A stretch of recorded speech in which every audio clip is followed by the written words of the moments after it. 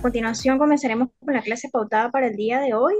La materia se llama Alteraciones del comportamiento y dificultades del aprendizaje. Está compuesta por 4 unidades. La unidad número 1, que se llama Conceptos básicos y características del comportamiento, dificultades del aprendizaje, trastornos del comportamiento, clasificación de las alteraciones del comportamiento, problemas del comportamiento en el aula, principalmente la indisciplina, causas de la indisciplina, valoración de la indisciplina y tratamiento.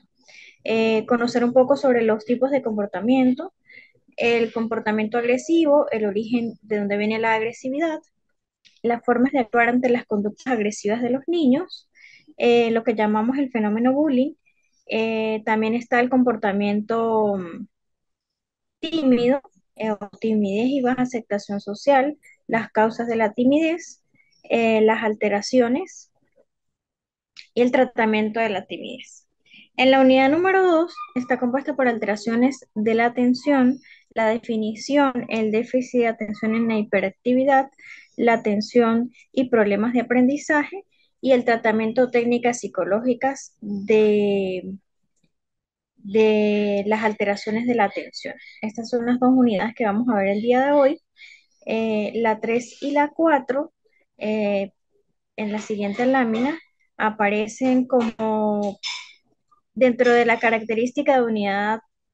Dentro de la unidad número 3 están definición del aprendizaje, necesidades educativas especiales, excepcionalidad y criterios de normalidad, modelos explicativos de la conducta normal, delimitaciones de las necesidades educativas especiales, integración en el ámbito escolar y adaptaciones curriculares. Y la última unidad serían los factores determinantes de las dificultades del aprendizaje, entre factores de riesgo, teratológicos, riesgos socioambientales, dificultades tempranas del aprendizaje, conceptos de atención temprana, ámbito y modelos de intervención. Continuamos en la siguiente lámina, con comportamiento. En primer lugar, debemos definir lo que entendemos por comportamiento. Aunque hay muchas definiciones, quizás la más conocida es la de Watson, que para 1924 la definía como que la conducta es lo que el organismo hace o dice tanto interna como externamente. Allí, Watson no reducía el comportamiento únicamente a la actividad motora, sino que admitía la existencia de otros tipos de actividad del organismo, como la emocional. En cualquier caso, el comportamiento es un fenómeno bastante complejo, pero es importante sacar algunas conclusiones al respecto. Y la definía como aparecen allí. Primero, debe considerarse como comportamiento todo lo que el individuo hace o dice, siempre que sea real. Segundo, aunque todo comportamiento implica actividad biológica, no es reductible a dicha actividad biológica. Tercero, los estados biológicos del organismo no deben considerarse como un fenómeno psicológico. Cuarto, el comportamiento implica siempre la actividad del individuo en relación con el medio. Quinto, la relación que se establece entre la actividad del organismo y su entorno es variable. A partir de este análisis podemos determinar que los comportamientos están alterados y cuáles deben considerarse como trastornos del comportamiento y cuáles no. Aunque el comportamiento lo hemos definido como una acción o interacción, también debe tenerse en cuenta otros parámetros como lo establece Gil Robles Nieto para el año 1986. Tener en cuenta que para clasificar el comportamiento como alteración, trastorno o anormalidad, se deben seguir ciertos parámetros, dentro de los que podemos mencionar lo que sería frecuencia con la que la intensidad del comportamiento, la duración y la latencia que existe entre un determinado hecho y la aparición de la respuesta. En la siguiente lámina podemos ver lo que serían los trastornos del comportamiento. Una vez observado los diferentes parámetros para poder clasificar un comportamiento de alterado, debemos analizar que el comportamiento debe definirlo como tal: anormalidad intrínseca y anormalidad extrínseca. La anormalidad extrínseca se encuentra en el interior del individuo y tiene una visión muy organicista. Y la extrínseca es la forma como se comporta la persona. Dependerá del contexto histórico en el que el individuo se comporta. Esta clasificación es según el autor Carrobles en 1987. Las principales clasificaciones las podemos encontrar en el DSM-6 y en el CIE-11, que son las nuevas actualizaciones que están en vigencia a partir del año 2023, específicamente desde el mes de febrero. Actualmente todavía tenemos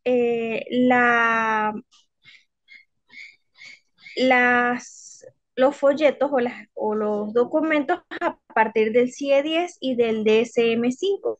Entonces, como es lo más fácil para la clasificación, vamos a seguir explicándola con estos formatos. Para el CIE-10, según la Organización Mundial de la Salud, en el año 1992, la clasificación internacional de enfermedades incluye un capítulo únicamente dedicado a lo que se llamarían trastornos mentales y del comportamiento, dentro de los cuales podemos mencionar el trastorno del comportamiento y de las emociones con comienzo habitual en la infancia y la adolescencia, el trastorno hipersíncope, los trastornos disociales y de las emociones mixtas, los trastornos de las emociones con comienzo en la infancia, los trastornos del comportamiento social de comienzo en infancia y adolescencia, los trastornos del TIC y otras alteraciones o trastornos de las emociones. Mental, el trastorno mental sin especificar. Para la siguiente lámina, podemos ubicarnos en los problemas del comportamiento específicamente en el aula. Los más frecuentes que podemos encontrar allí serían las alteraciones de la atención, los trastornos hipercinéticos, los trastornos disociales o el comportamiento agresivo, los problemas del comportamiento en el aula o la indisciplina y por último la timidez en el niño. Específicamente abarcándonos en las causas de la indisciplina, la ausencia las causas son ausencia del entrenamiento para cumplir las normas, cuando dentro de la etapa del crecimiento no se cubren los estadios necesarios que van desde la autoridad de la etapa egocéntrica, desde los 2 a los 4 años, a la reciprocidad entre los 5 y los 10, y finalmente culmina en la autodirección. Otra causa pudiese ser cuando el ambiente perturba el desarrollo del niño, cuando el niño no comprende y eh, tiene la falta de afecto necesario de niños desarraigados, solitarios y con tendencia a la indisciplina. Y por último, cuando en el medio escolar y familiar no se da una interacción social adecuada. Dentro de la valoración de la indisciplina, podemos definirla como un ambiente familiar y escolar excesivamente rígido, conduciría a que el niño pudiese rebelarse constantemente ante las normas, que ligar que el niño acepte las normas sociales como un medio de convivencia. Por el contrario, si el medio social, familiar y escolar en que se desenvuelve el niño es demasiado permisivo, conducirá al niño a no aprender la importancia de aceptar las normas, por lo que se volverá indisciplinado. A veces la indisciplina no se debe a un aprendizaje inadecuado, sino que se debe a trastornos más profundos que le pueden impedir sus figuras de autoridad. Dentro de los trastornos de la indisciplina, podemos clasificarlos desde prevención, control, recomendaciones y castigos. La prevención es optimizando los comportamientos para no dar muchas órdenes, sino órdenes precisas y claras. Mantener un orden y responsabilidad razonable. Dar órdenes que le permitan mostrar sus debilidades y fortalezas. Reforzar las interacciones positivas entre los alumnos. Dentro del control de la indisciplina está el control directo y el control indirecto. El control directo son las reglas y órdenes que se dan de forma clara, de forma que se reduzca la frustración, para que el niño pueda entenderlas. Y el control indirecto, cuando vamos, por ejemplo, desde el comportamiento desviados, esto se produce un efecto ondular. Por ejemplo, en un aula, cuando queremos esperar que la atención sea general para una clase en específica, podemos dar comparaciones con que digamos, prestemos atención todos, por favor, y no específicamente hacia un niño. Hay que ser constantes y firmes con la voz y la comunicación no verbal. Dentro de las recomendaciones, en cuanto a la modificación de la conducta, está la extinción del modelamiento y el señalamiento de los comportamientos. Para ello podemos también tomar en cuenta los reforzadores positivos y una técnica utilizada para el área de psicología como lo es la economía de fichas. Y por último, dentro de los castigos o el reforzamiento de la conducta positiva, podemos mencionar que evitemos siempre la venganza o la destrucción de la confianza entre los niños y los adultos. En los castigos, evitar la venganza, las estructuras con las estructuras de relaciones positivas, sobre todo cuando hay estrecha relación con el niño al que se le va a castigar. El castigo inmediato y consistente debe comenzar en el mismo momento en el que el comportamiento disruptivo se presenta y no cuando éste culmine. Castigo inmediato y consistente. Los castigos adecuados y relacionados con la infracción deben tener cierta relación y se debe fomentar el autocontrol, que sería aumentarlo para que cuando el niño tenga este tipo de comportamiento, encuentre la forma adecuada de ausentarse ante dicha situación. En la siguiente lámina hablamos acerca de los tipos específicamente del comportamiento agresivo. El origen serían factores desencadenantes. Podemos encontrar allí lo que sería la frustración, los sentimientos de inseguridad, las reacciones agresivas, la sobreprotección, el entrenamiento indirecto, la falta de acuerdos, la imitación, el rechazo afectivo y los problemas físicos de nacimiento o adquiridos en el transcurso de la vida. La forma. Se debe siempre descartar cualquier daño orgánico, verificar si son causas psicológicas, revisar las causas del comportamiento, aplicar siempre un thin out, sacar al niño de la relación de, de frustración en la que se encuentra cuando hay un comportamiento agresivo. Y como les he explicado anteriormente, aplicar lo que sería economía de fichas para su posterior mejoría en cuanto al comportamiento agresivo. Se encuentra también el fenómeno bullying dentro del comportamiento agresivo, porque es una de las formas más potentes o de conducta inadecuada intencionada, que perjudicialmente afecta a los niños en etapa escolar, porque puede estar guiada por uno o por varios alumnos. La intervención que se sigue para controlar este fenómeno debe seguir un doble objetivo. El primero, controlar las conductas y el segundo, lograr interacción social entre los escolares de forma adecuada. Pero en general, cuando surgen problemas de agresividad en la escuela, el programa de actuación se debe comprometer activamente al equipo de profesores, las familias y los niños, o sea, como una tríada educativa, estableciendo estrategias para la concienciación del problema, elaborar propuestas de intervención como alteraciones de las conductas arraigadas en una dinámica relacionada con el bullying, que involucre los tres principales protagonistas de este fenómeno, que se llamaría el agresor, la víctima y los involucrados, que sería el grupo completo. El otro comportamiento principal que se da en el aula será el comportamiento tímido. Y en la siguiente lámina podemos observar la timidez o la baja aceptación social.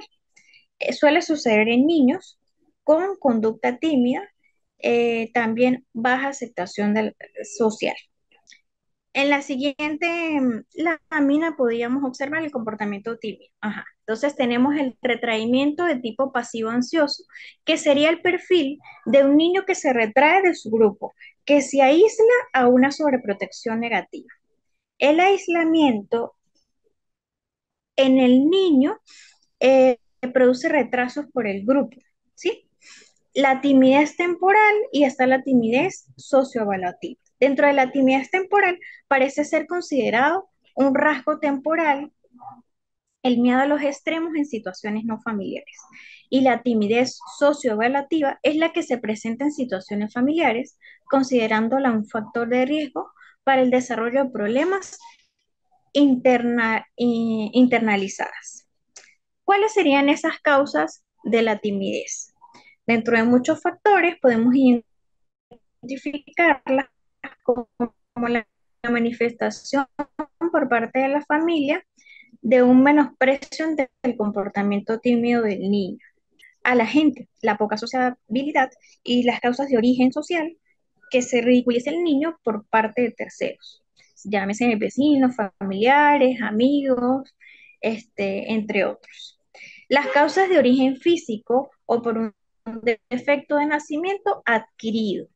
Esto afecta mucho los niños, sobre todo que vienen con malformaciones en su rostro y que obviamente no pueden ser ocultas en un lugar de clase, pudiese ser causas de la timidez en el desarrollo del aula.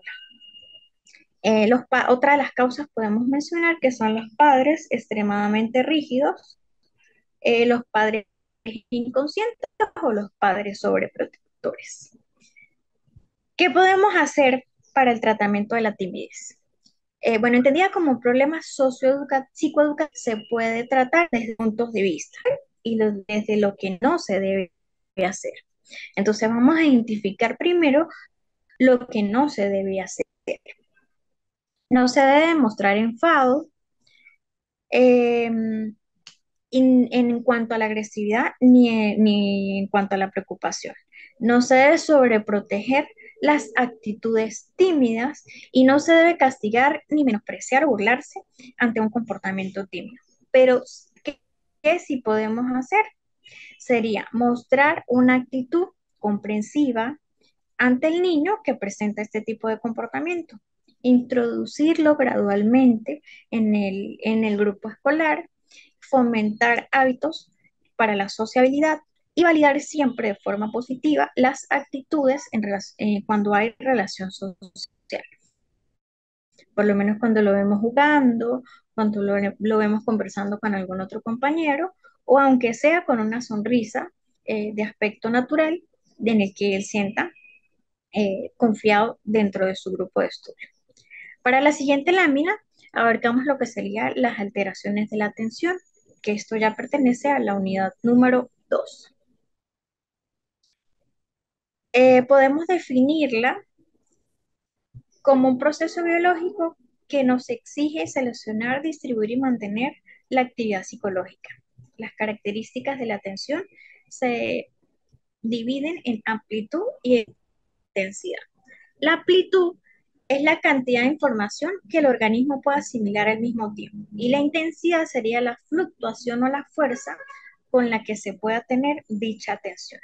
Específicamente, se conoció eh, a nivel de trastornos, se inició a ver como un síndrome de déficit de la atención con hiperactividad. para Steele, que la descubre con una serie de características conductuales en niños y adultos que presentaban ciertas lesiones cerebrales. Una de las más importantes eran la falta de atención, la irritabilidad, la impulsividad y quietud, la inquietud. Pero estos mismos rasgos se presentaron en niños que no habían podido, que no habían tenido ningún tipo de problemas a nivel de lesión cerebral. Por tanto, se clasificó a lesión cerebral mínima. Para Bradley, para el año de 1937, descubre que la medicación es el principal estimulante para estos trastornos y que era muy eficaz. Estos niños diagnosticados con trastornos por déficit de atención con hiperactividad suelen ser niños que presentan también problemas en su comportamiento. Y prioritarias, la falta de atención, la impulsividad y la hiperactividad. En la siguiente lámina podemos ver la clasificación que se tiene desde el diagnóstico de los trastornos por déficit de atención y la diferenciación que existe entre la hiperactividad y la hiperactividad diferenciada de la impulsividad. Entonces, del lado izquierdo podemos observar la clasificación con niños de, con trastornos con déficit de atención, pero con predominio en la atención. Dentro de esas características podemos mencionar que no presenta atención suficiente a detalles o comete muchos errores. Tiene dificultad para mantener la atención en tareas lúdicas, parece que no escucha cuando se hace tareas. Tiene dificultad para organizar tareas y actividades. Evita o le disgusta todo este tipo de actividades que le generen un esfuerzo mental. Por lo general pierde objetos que necesita para cumplir sus tareas o asignaciones escolares, se distrae con estímulos irrelevantes y es descuidado en actividades diarias. Por el contrario, podemos observar cierta diferencia con los niños diagnosticados con el trastorno por déficit de atención, pero con predominio en hiperactividad. Más abajo aparece la clasificación por impulsividad. Tienen dificultad para permanecer sentado, que corren o saltan en situaciones inapropiadas, que tiene dificultad para jugar tranquilamente, que siempre está activo y que por lo general habla en exceso. Clasificamos dentro de la impulsividad todos los niños que se precipitan para responder antes de finalizar las preguntas, aquellos niños que les cuesta guardar el turno o los que interrumpen las actividades del otro o se inmiscuyen dentro de ellas. Entonces es donde observamos eh, la clasificación del trastorno por déficit de atención con predominio en la atención y con predominio en la hiperactividad diferenciada de la impulsividad. En la siguiente lámina podemos ver que para este tipo de trastorno, de los principales tratamientos que se hacen son los exámenes neurológicos para la detección de este problema. Porque a veces existen trastornos orgánicos que se llevan explícitos los problemas de atención. En este caso, los niños hiperactivos se usa con frecuencia los estimulantes farmacológicos, entre los más reconocidos para esta trastornos están la metilfenidato o la destroanfetamina. Estos únicamente van a ser diagnosticados por médicos, neurólogos, pediatras o psiquiatras. Su efecto positivo consiste en que aumenta la actividad cortical, aumentan los procesos inhibitorios sobre sistemas corticales y disminuyen la inquietud motora. En la siguiente lámina podemos ver lo que se llamarían las técnicas psicológicas que podemos aplicar para, en general, para todos los tipos de alteración de este comportamiento presentadas en el aula. Tenemos las estrategias de aprendizaje atencionales, los ejercicios para controlar la atención y las estrategias de enseñanza atencionales. Para las estrategias de aprendizaje atencionales, están clasificadas estas cinco, dentro de las que encontramos estrategias de atención global, que son principalmente atender al máximo toda la información presentada, que se explora el ambiente y se hacen rápidos desplazamientos de la atención.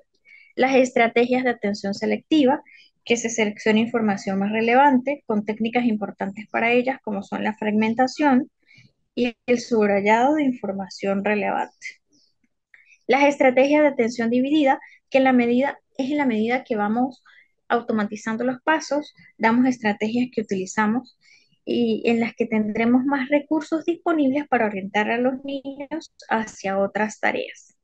Las estrategias de atención sostenida, que tienen como fin conseguir la concentración dentro del mayor tiempo posible, son técnicas útiles para desarrollar en cuanto a técnicas de estudio también, como la elaboración de esquemas, el hablar o repetir información en voz alta.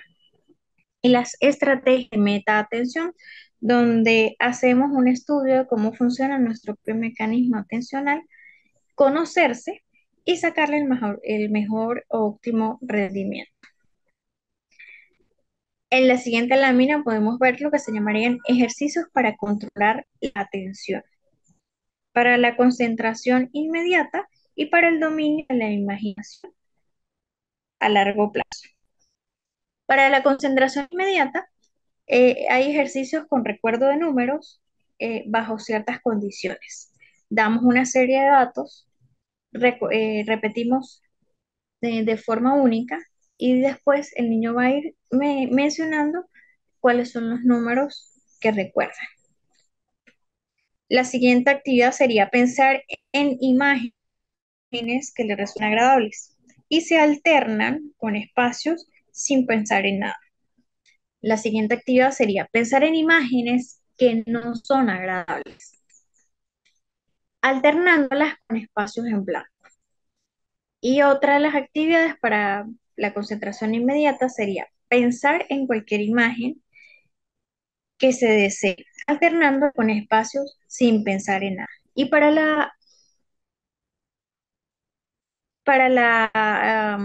atención del dominio de la imaginación a largo plazo, tenemos la enumeración de los momentos del día desde la mayor distracción y las clases de pensamiento que se producen. Tenemos también la jerarquización de la imaginación, clasificándola desde diferentes puntos de vista.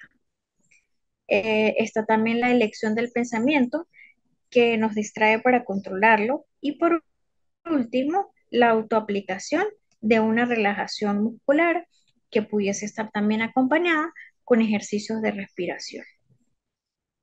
Y por último, dentro de las técnicas psicológicas del tratamiento, en la siguiente lámina podemos observar las estrategias de enseñanza atencional, que serían las de ganar atención en el alumno y las de mantener la atención del mismo. Dentro de las que son de ganar atención en el alumno, sería analizar los intereses básicos en el aula, conocerlos y basar sobre ellos la atención de dicha clase o de dicho discurso para conseguir la atención de los alumnos, sobre todo en los principales cursos de inicio escolar, de preescolar y primaria. Informar al alumno de las posibilidades de éxito en el aprendizaje y en el medio real dentro de sus dificultades. Y proporcionar contenidos organizados y estructurados. En el caso de mantener la atención del alumno, siempre se deben variar los estímulos hacia un ambiente creativo. Incorporar algún tipo de actividad física al proceso del aprendizaje. Crear una conciencia satisfactoria hacia el rendimiento obtenido, sobre todo en temas cuando se tienen dificultades. Mostrar un grado de afectividad en el momento de transmitir la información y por último, conseguir que el alumno tenga satisfacción para atender. Finalmente, concluye la clase del día de hoy con un mensaje que dice, si tenemos pensamientos negativos muy seguido, tenemos que cambiar nuestra vibración.